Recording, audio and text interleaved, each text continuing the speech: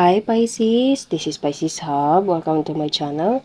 So for today's video, gagawa tayo ng weekly reading for Pisces from September 11, 2023 up to September 17, 2023. Okay, gamit ang ating tarot cards, alamin natin kung ano yung gabay, mensahe for Pisces for weekly reading. Okay? Reminder lang po Pisces na ito ay general reading. So, pwede mag-resonate, pwedeng hindi. Okay?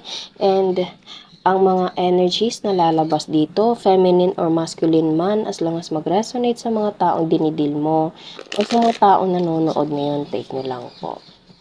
Okay? And also, welcome po ang ating lahat ng gender sa ating channel. So, babae, lalaki, LGBT man, as long as mag-resonate, take nyo lang. Pag hindi, wag pong ipilit. Okay? So,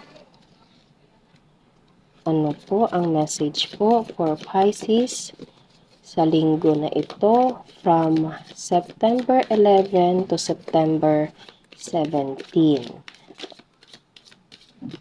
Okay, so may nag-flip tatlo. Unang lumabas is the Strength. Okay, so pwede you're dealing with the Leo sign, Pisces, okay?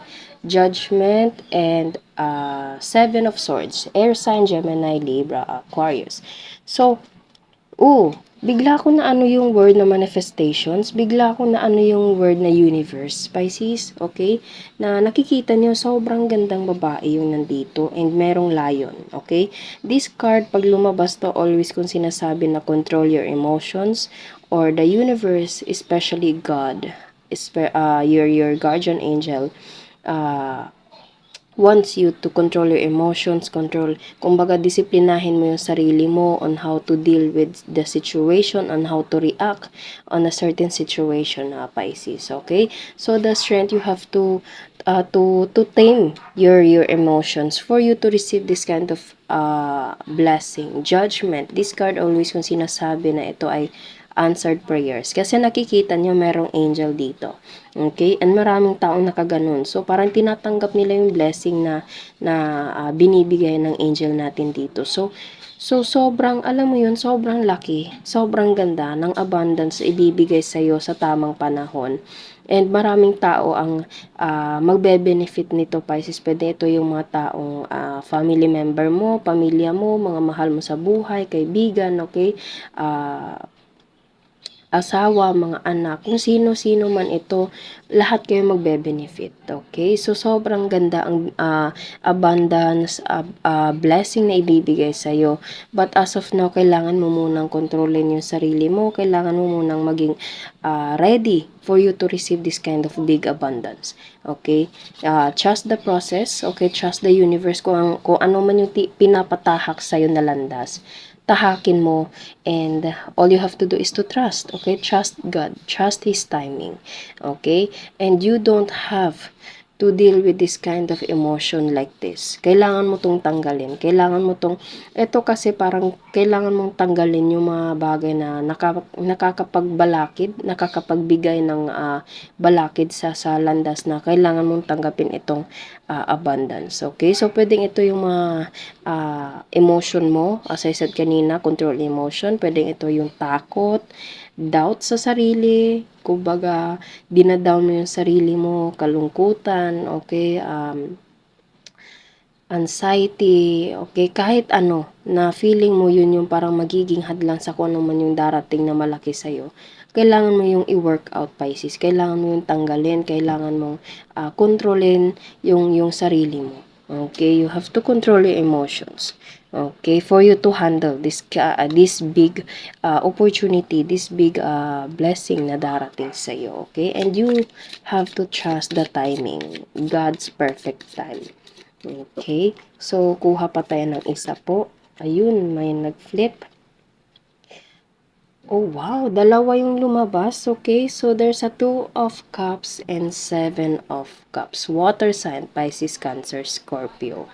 Okay, so nakikita nyo, oh, Okay, so puwedeng merong love, Pisces. Nakikita niyo merong dalawa dito, there's a soulmate. This card represents a soulmate card, okay, destiny. So nakikita niyo merong dalawang tao dito na nagbibigayan sila ng cups and there is a lion. Nakikita niyo there's a lion and there's a wing. So ito yung pakpak ng magandang babae dito and merong mukha ng lion, okay? So you are on the right path, Pisces. All you have to do is to trust the process. Trust God lang, okay? Kasi once na maging maayos, once na napagtagumpayan mong tanggalin itong takot sa sarili mo, dito na darating, dito na papatunugin yung kampana, yung trumpet for you. Okay, na it's a sign na matatanggap mo na you can able. Kumbaga, you're ready to receive this big abundance. Pwedeng ito ay merong connection sa love kasi meron tayo ditong the soulmate, okay? The soulmate card. Kung ano yung binibigay mo sa taong to, ganito din babalik sa'yo, okay? So, kumbaga, sobrang healthy ng relationship na to and ito yung pinangarap mo, sobrang mo itong inaasam-asam, Pisces.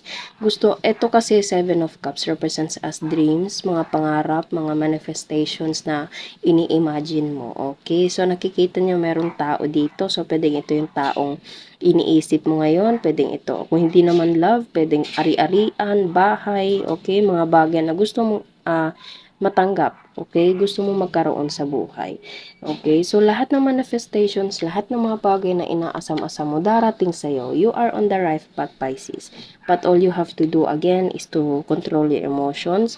Just have faith. Okay? Trust the process. Kahit anumang hirap yung kumbaga napapagdaanan mo, there's a reason behind it, okay? So, sobrang ganda. Alam mo yun, yung parang sinasabi ng cards natin ngayon, Pisces, na you don't have to feel na parang walang mangyayari sa buhay mo, paulit-ulit na lang, okay?